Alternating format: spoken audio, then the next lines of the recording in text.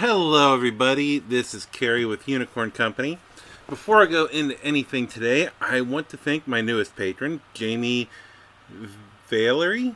I know I probably mispronounced your name, and I apologize. Thank you, and thank you to all of my patrons. You help make this show possible. So, now that I've introduced all of you to Jamie, I want to go ahead and hop into the news. First of all, there is a new Wolfhound 2C Premium Miniature. The preview of the model looks great, and it retails for $14.99. It is currently limited to 2 per customer, and Catalyst claims to have produced 4 times as many. Up until recently, it was available in the Catalyst store. It is currently showing as sold out. It is unclear if this is being produced by Creative Juggernaut or if Catalyst has found a new supplier.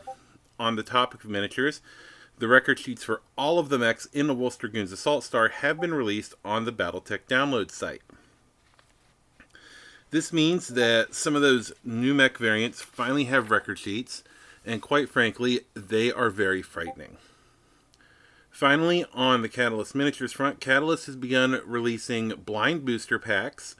They are initially being released through Barnes & Noble, and it looks like it is intended that these will eventually be available to local hobby stores as well at some point.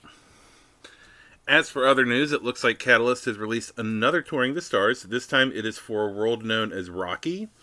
The PDF only sourcebook retails for $2.99 on the Catalyst store. So I think that covers everything in the news. Let's get into our main topic, Alpha Strike. First of all, I want to say that I filmed the first episode of the tutorial series and didn't realize how much glare came off the Catalyst card, so I'm going to need to refilm it. In the last episode, we explained the command and support lances, and also took a look at the mechanized infantry formations. Today, though, I want to take you through a couple of what could be considered core units. The first of these is one of the most powerful formations in the game, the Battle Lance. This formation comes in 4 varieties: your standard Battle Lance, as well as light, medium, and heavy varieties. All of these get the same benefit, but have different requirements. So first, we'll go ahead and take a look at the benefit, as it is the same across the board. The Battle Lance formation requires the equivalent of receives the equivalent of a lucky SPA as a level of the number of units in the formation at setup +2. So the awesome thing about this ability is that the lucky points aren't assigned to any particular pilots, but can be used by anyone in the formation. So let's go ahead and actually look at the requirements for the Battle Lance and its variants. So the Battle Lance itself has the requirement of 50% of the standard Battle Lance must be size 3 or higher. If the Battle Lance is a vehicle formation, these size 3 plus units must also be pairs of the same vehicle model. At least 3 units in a Battle Lance must also be of the Brawler, Sniper, and or Skirmisher unit roles. So for the variations, a light Battle Lance requires at least 75% of the lance must be size 1. There may be no unit of size 4 or higher in the formation. At least one of the units in a light Battle Lance must be of the Scout role. It's unclear if this replaces Brawler, Sniper, and or Skirmisher, or if it is in addition to those, a combination of any of those roles. The medium Battle Lance requires 50% at size 2, nothing size 4 or larger, and requires no specialization. It's still assumed that it's the same as the Battle Lance as far as the required roles. And finally, the heavy Battle Lance is similar to the medium one, but replaces size 2 with size 3 and doesn't allow size 1 units, also with no additional specialization. All 3 require that if you're running them as a vehicle lance, that you have 2 pairs of matching vehicles of the size they each require. So, yeah. The ideal role for the Battle Lance is the Brawler. I didn't cover ideal roles last time, as there isn't one for the Commander Support Lances. What the ideal role for formation means is that if all the units in the formation are that role, then you can ignore any other requirement. I don't know if this applies to the the variations, but just to the base one. Now, why is the Battle Lance considered so powerful? It's in one thing: rerolls. So while they don't refill, and there's no way to get them back, they're arguably very powerful in the game. Depending on if you were playing standard Inter-Spear Forces, Clan, or a Comstar Force, you can have anywhere from 6 to 8 rerolls at your disposal.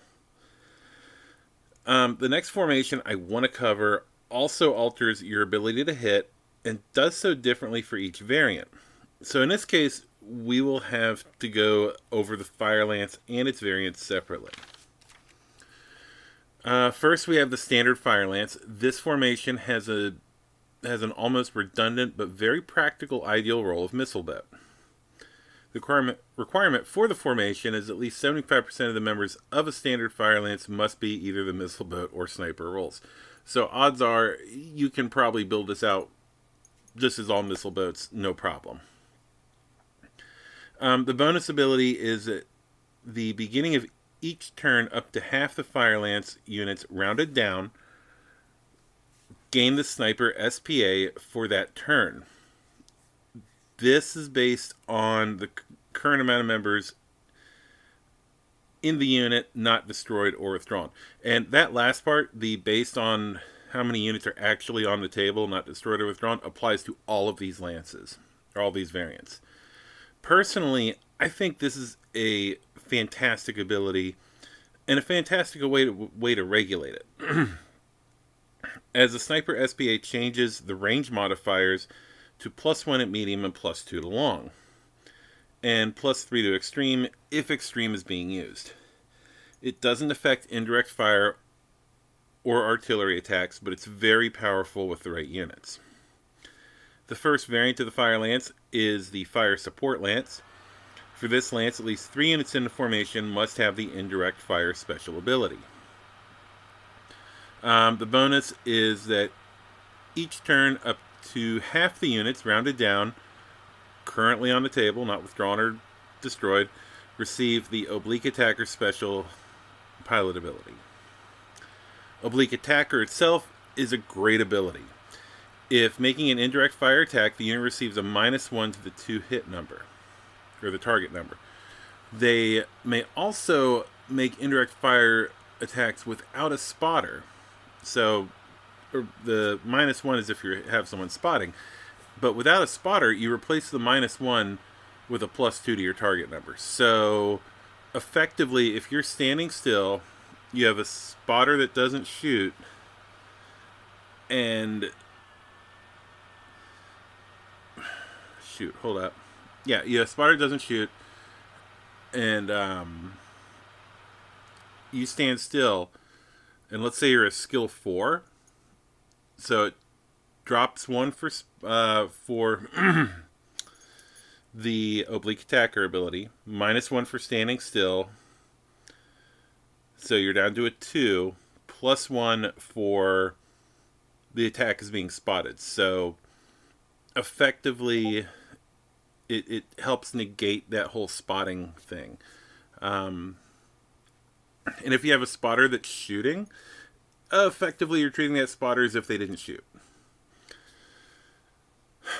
But yeah, I mean, with this ability, and with or without spotters, you can strike enemy units that you cannot see repeatedly.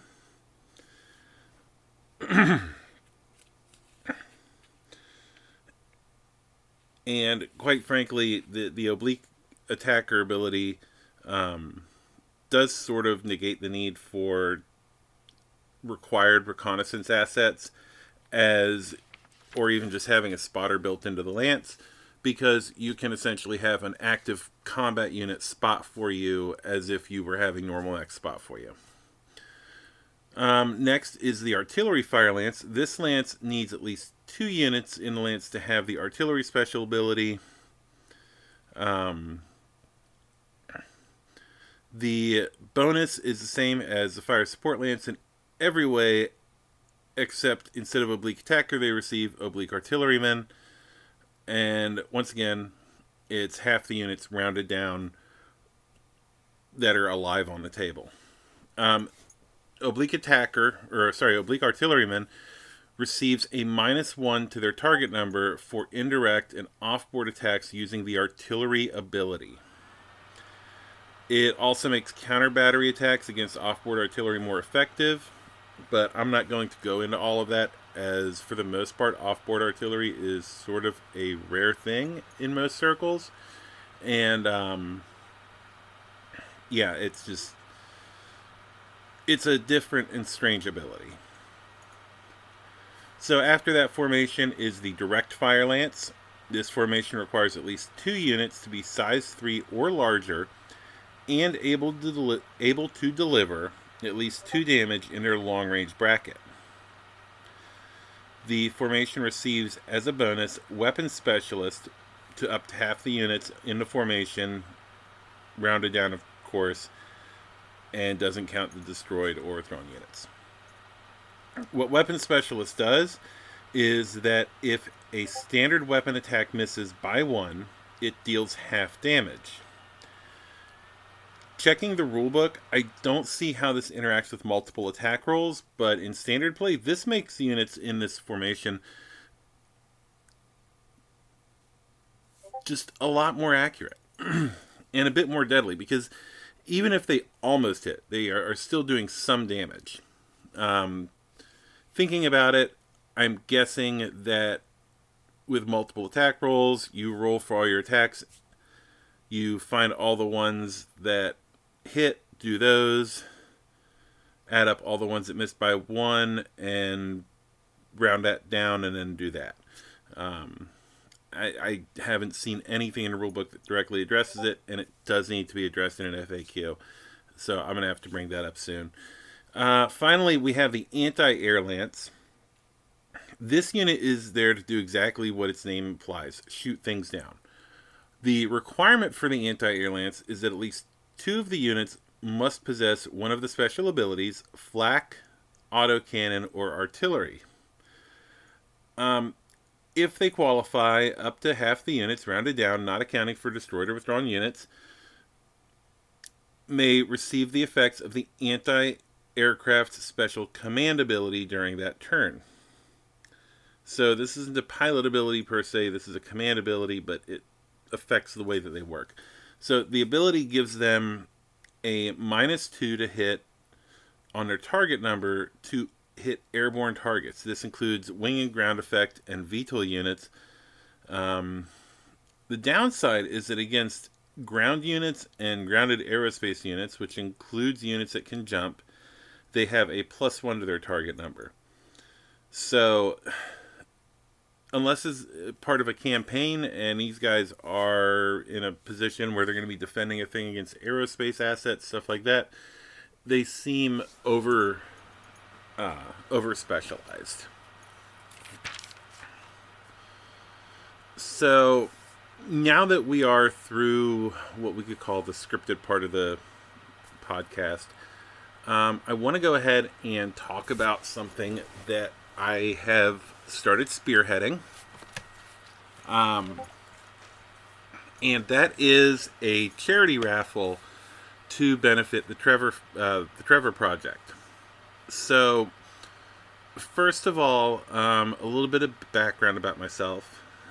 I am a trans woman. I am very queer, and this is close to me because I grew up in a very rural area, and you just could not be out. There was no being out. If you were out, you were getting beaten up on a regular basis, and your life was a living hell. So I learned how to hide that really well, and that's how I survived. Unfortunately, there are a lot of people though, who are out that are youths who are at a higher chance of committing suicide, um, and they need somewhere to turn. And I mean, it's not unfortunate they're out, but it's unfortunate they have a higher chance of committing suicide.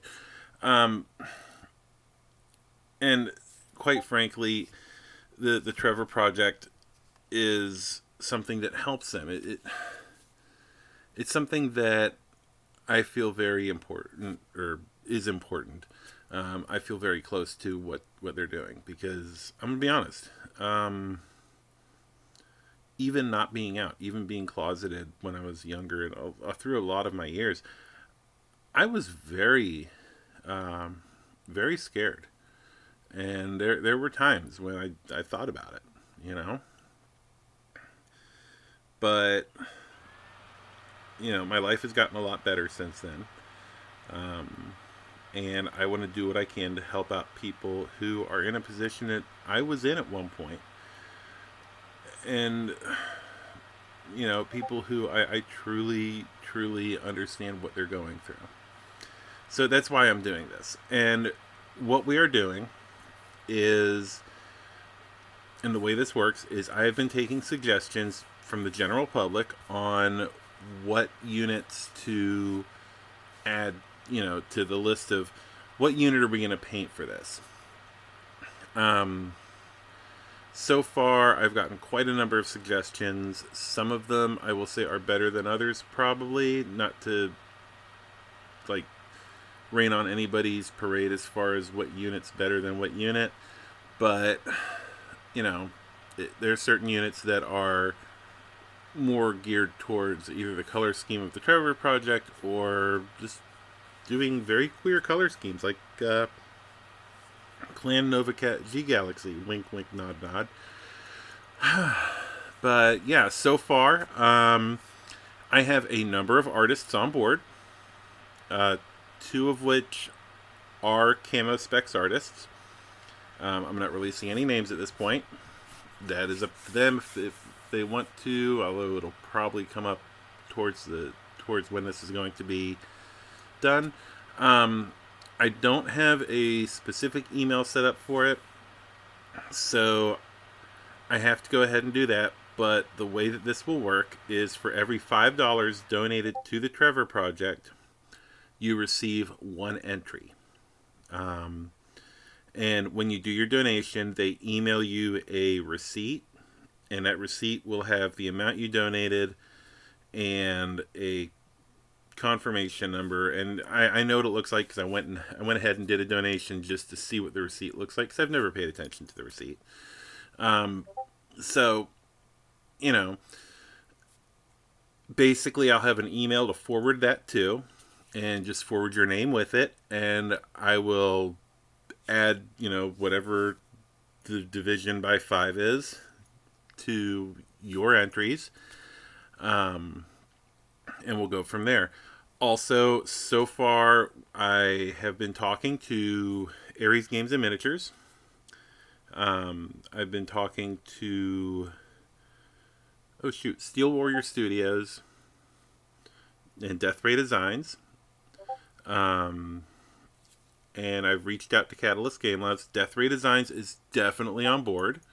I don't know about the other ones yet. I know that they've shown a lot of interest, and I'm kind of working with them as far as what do we want to do, and go from there.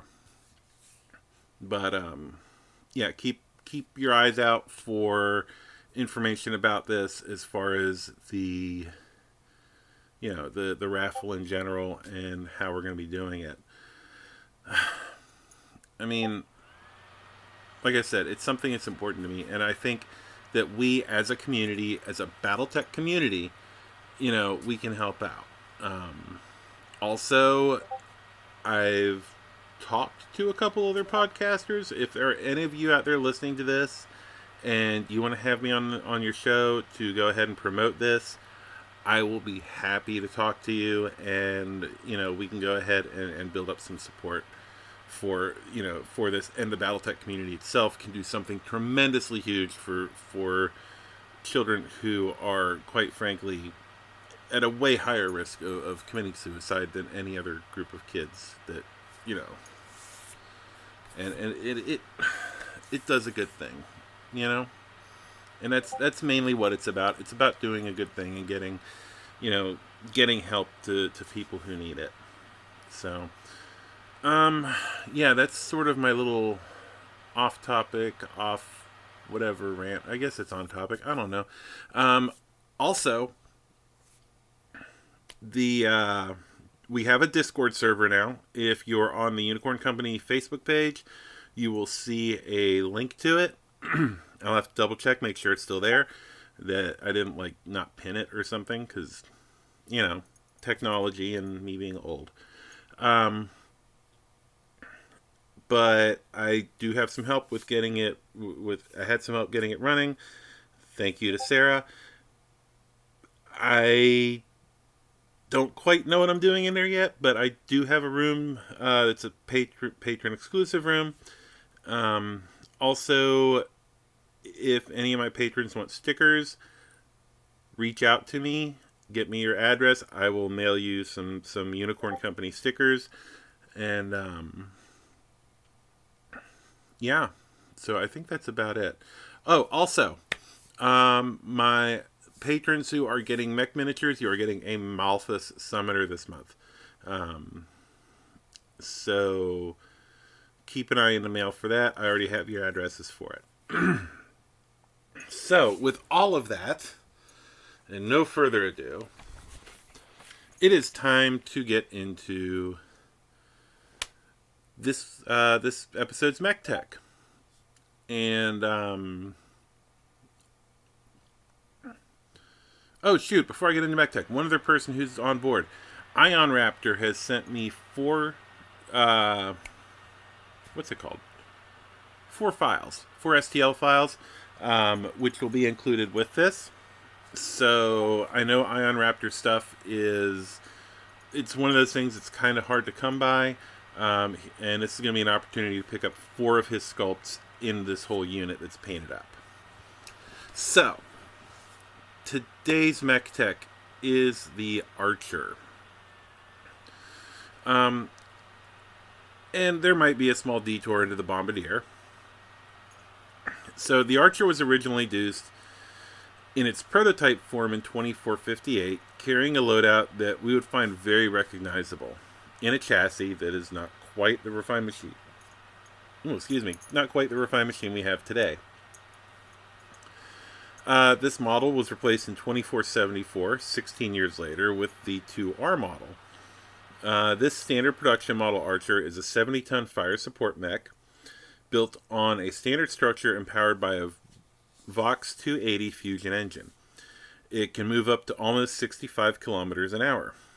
Protected by 13 tons of armor, its protection was respectable for a fire support unit of its size.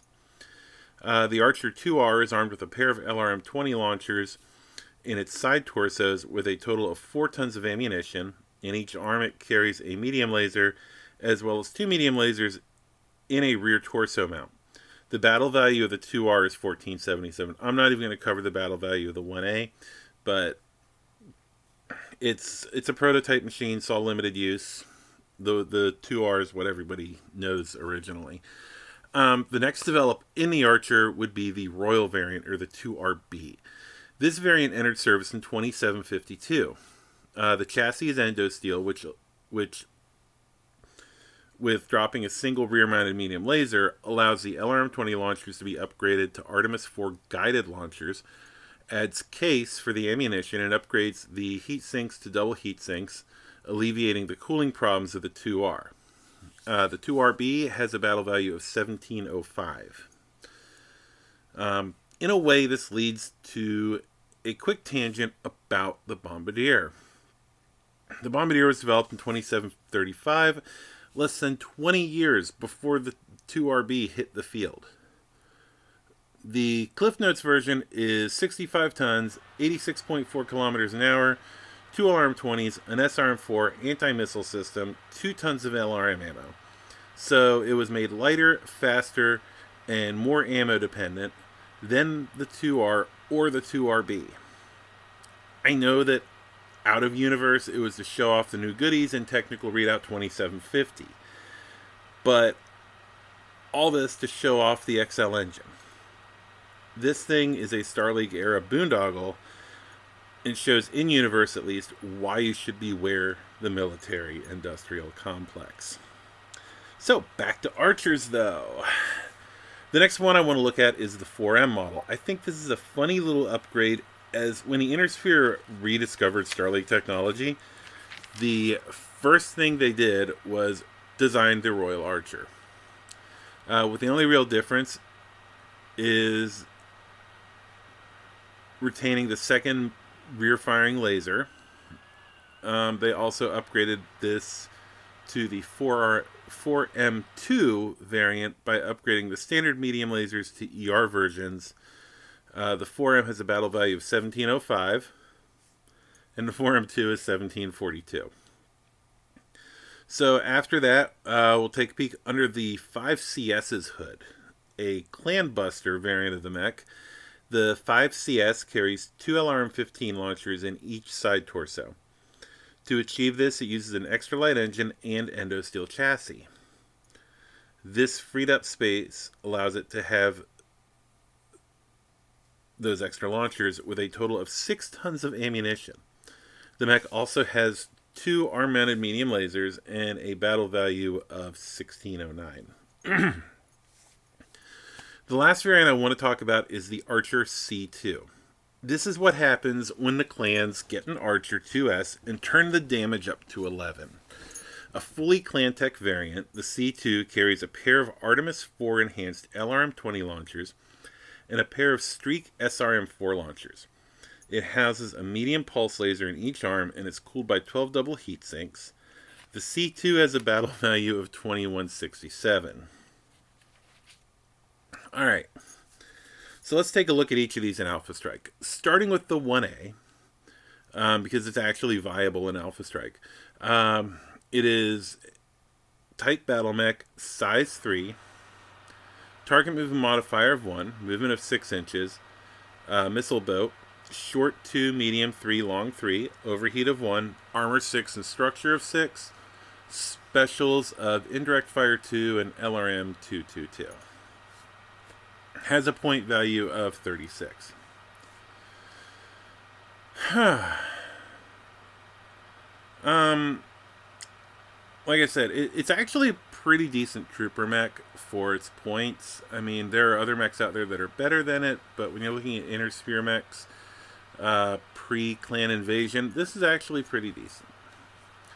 So then we reach the base model 2R. The 2R comes in at 39 points. It adds a small bit of utility with stats of Type BattleMech, size 3, target movement modifier of 1, movement of 8 inches. It's a missile boat, short 2, medium 3, long 3, overheat of 1, armor of 7, structure of 6, specials are indirect fire 2, LRM 122, and rear 110. Like I said, the 1A is actually viable in this at the same level as the 2R, because the 2R is not much better. So after that, you have the Royal Archer. It shares most of the same stats as the 2R, with changes only in damage, with short 3, medium 5, and long of 4, with no overheat. And specials of case, indirect fire 3, and rear 110. It doesn't have the LRM special ability because it's hauling around Artemis 4 LRMs, but comparatively speaking, at medium range, this thing hits pretty hard. And quite frankly, it would excel at medium range engagements. It has a point value of 45 points. Now, the 4M and the 4M2 actually have identical Alpha Strike stats to the 2RB. I didn't realize this when I started writing this, but by the time I got to this, I was not going to be changing mechs. Or variants, at least. And the same point value as the Royal Archer. So the 2RB, the 4M, and 4M2 have all the same stats. You see this a lot in lighter units, but because quite frankly, sometimes a good idea is just that, and it's worth repeating, the Free Worlds League repeated it twice. The Clan Buster, the variant of the Archer, the 5CS, is a very capable, if fragile, fire support unit. It comes in at 44 points, has a stat line of BattleMech, size 3, target move of 1, movement of 8, missile boat, short 4, medium 6, long 5, overheat of 0, armor of 6, structure of 3, and specials are indirect fire 4. Where the Royal and the 4M and 4M2 can take some hits while being scary at medium range, this one wants to find a place to hide and let its friends find targets for indirect fire. It is not a medium range or even like, it does not brawl at medium range at all. This thing hides and shoots over a hill. Finally, let's look at the C2 variant. This variant is terrifying in Alpha Strike.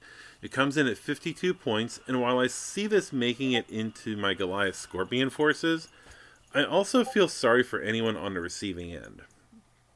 The C2 has stats of Type BattleMech, size 3, target move modifier of 1, movement of 8, it's a brawler, short of 7, medium of 7, long of 4, overheat of 2, armor 7, structure 6, specials of case and indirect fire 2. As I said, this thing is god-awful scary. I mean, there's not much you can say about it. It rivals the Vulture D, I want to say, in sheer destructive power. The only difference is you are a little bit slower, which means you're going to get hit more often. But yeah, with 13 armor structure combined, it's not bad. Also, the indirect fire 2 lets it kind of plink from behind a hill or something for a couple turns and then get a target when it's nice and softened up. So yeah, this is... Oh, that's scary. I'm taking a moment. I'm seriously taking a moment. But yeah. So, I will say this. I know that there are many, many, many more variants of the Archer. I mean, there are a ton of variants of this mech.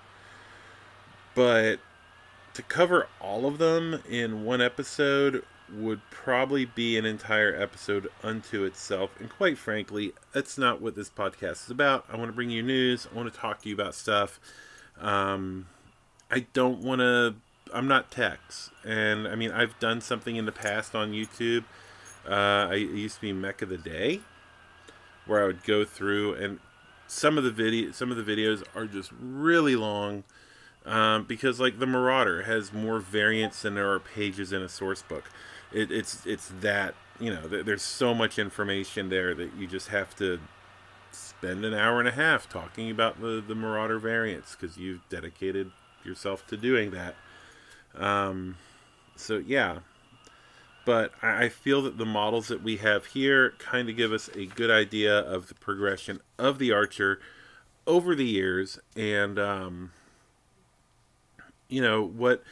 it evolved from its roots as a prototype fire support mech until we get to the C2, where it is just an out-and-out brawler that kicks ass and takes names. Anyway, everything being done there, I really do hope you enjoyed the episode. If you are listening on YouTube, if you like this, go ahead and like it. If you really like what I'm doing, subscribe. And if you absolutely love what I'm doing, please, please, please go check out my Patreon. You can get in as low as $1 a month.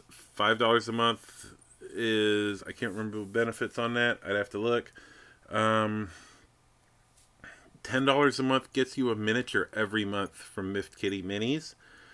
And $20 a month actually gets you, I want to say it's $20 a month, 20 month gets you a lance of miniatures every month from Myth Kitty Minis. So go ahead and check that out. Also, my patrons are the ones who are going to be allowed to vote on which unit scheme we use for the Trevor Project charity unit. And I should have hopefully everything done before June, because the end of June is when we're going to be wrapping that up. And I'll also go ahead and keep everybody updated with information as far as how to donate, where to donate, how to make your entries, and what email address you use for that, and everything else. So until next time, you all have a great day, great evening, great whatever it is where you are. This is Carrie, signing off.